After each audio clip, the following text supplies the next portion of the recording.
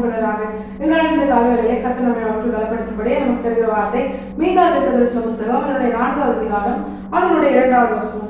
திரளான ஜாதிகள் புறப்பட்டு வந்து நாம் கர்த்தரின் பர்வதத்துக்கும் யாக்கோபின் தேவனுடைய ஆலயத்துக்கும் போகும் வாருங்கள், அவர் தமது வழிகளை நமக்கு போதிப்பார், நாம் அவர் பாதைகளில் நடப்போம் என்பார்கள்.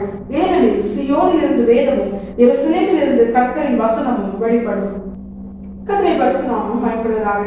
இந்த வசனத்தை கொண்டுதான் தேவஜனங்களாக நம்மை இன்று அவருக்கு பலப்படுத்துகிறார்.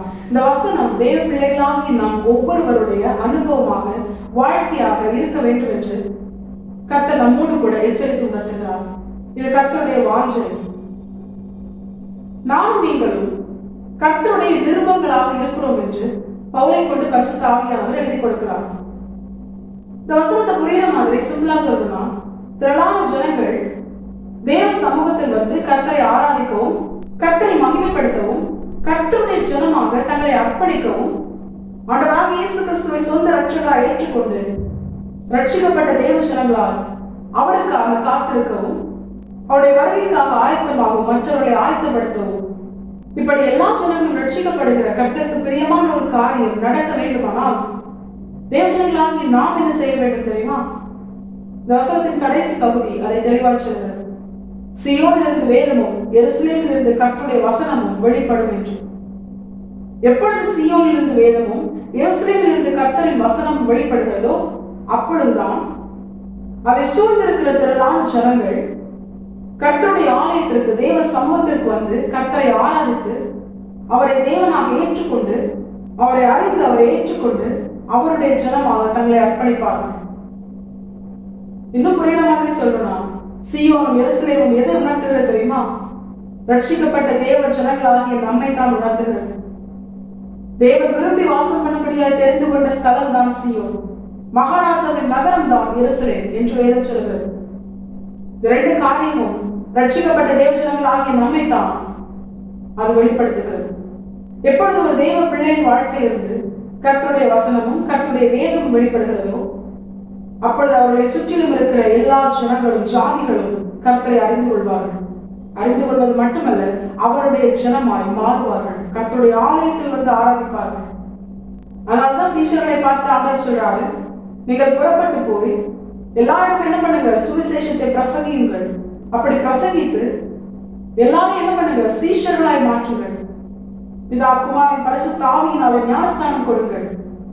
அப்பொழுது பரத்திலிருந்து அருளப்பட்ட பரிசுத்த ஆவியானவர் என்ற தேற்றரவாளன் அவர்களை பலப்படுத்தும்படியாய் சகல சத்தியத்திற்குள்ளும் நடத்தும்படியால் கர்த்தர் அவர்களுக்கு கொடுப்பார். இப்படிப்பட்ட ஒரு மேலான அனுபவத்தை தேவஜனங்களாகி நாம் பெற்றுக்கொண்டோமே. ரட்சிக்கப்பட்டோம், ஞானஸ்நானம் பெற்றோம், அபிஷேகம் என்ற பரலோகத்தின் தேவனுடைய ஆவியானவரை பெற்றுக்கொண்டோம். கர்த்தருடைய ஆவியானவரால் ஒவ்வொரு நாளும் சத்தியத்திற்குள்ளே வழிநடத்தப்படுகிறோம். வலதுபுறம் இடதுபுறம் சாயாமல் வழி இதுவே என்று சொல்கிற ஆவியானவரின் சத்தத்தின்படி ஒவ்வொரு நாளும் கர்த்தருடைய வருகைக்கு ஆயத்தமாகிறோம்.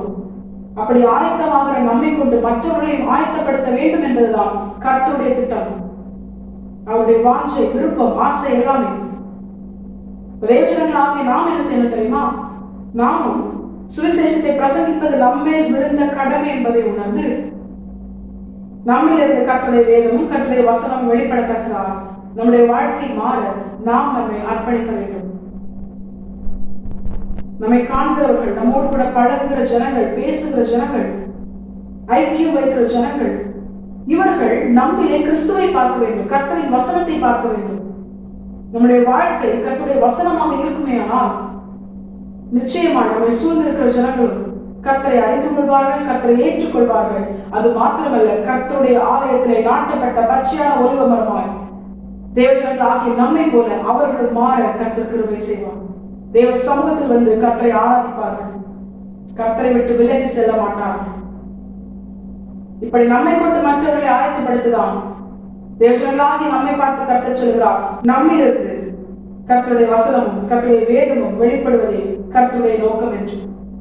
தேவஜனங்களாகி நாம் இதை உணர்ந்தவர்களாக வீணான உலக காரியத்திற்கு, நம்முடைய சுயத்திற்கு, பாவக்கிரிகளுக்கு இடம் கொடுக்காமல், கர்த்தருடைய நாமம் நம் நிமித்தம் தூஷிக்கப்பட நாம் இடம் கொடுக்காமல், நம்மிலே மற்றவர்கள் கிறிஸ்துவை காணவும் கர்த்தருடைய வசனத்தையும் வேதத்தையும் அறிந்து கொள்ளவும் ஒரு சாட்சியுள்ள வாழ்க்கை வாழ தேவஜனங்களாகி நாம் நம்மை முழுமையாய் கர்த்தரை பார்த்து அர்ப்பணிக்கும் பொழுது நமக்கு உதவி செய்யும்படியாக கர்த்தர் நமக்கு அருளின பலன் ஆகிய பரிசுத்த ஆவியானவர் நம்மை சகல சத்தியத்திற்குள் நடத்தி நமக்கு தேவன் நியமித்த பாதையிலே இந்த ஓட்டத்திலே பொறுமையோடு ஓடவும் முடிவிலே இலக்காக நித்திய ஜீவனை சுதந்திரிக்க கர்த்தருடைய வருகையிலே அவரோடு கூட எடுத்துக்கொள்ளப்பட நாம் ஆயத்தமாகவும் நமக்கு அவர் உதவி செய்வது அதிக நிச்சயம். அது மாத்திரமல்ல, நம்மை கொண்டு மற்றவர்களை கர்த்தருடைய வருகைக்கு அவருடைய ஜனமாக ஆயத்தப்படுத்துவதும் அதிக நிச்சயம். தேவஜனங்களாகி நாம் இதை உணர்ந்தவர்களால் இந்த வசனத்தை கீழ்ப்படுத்தி வாழ நாம் நம்மை முழுமையாக கர்த்தரை பார்த்து அர்ப்பணிப்போம். கருதாமே இந்த வசனத்தை கேட்ட அனைவரையும் ஆசீர்வதித்து வழிநடத்துவாராக. கர்த்தரை பரிசுத்தம் மட்டுமே மதிப்படுவதாக.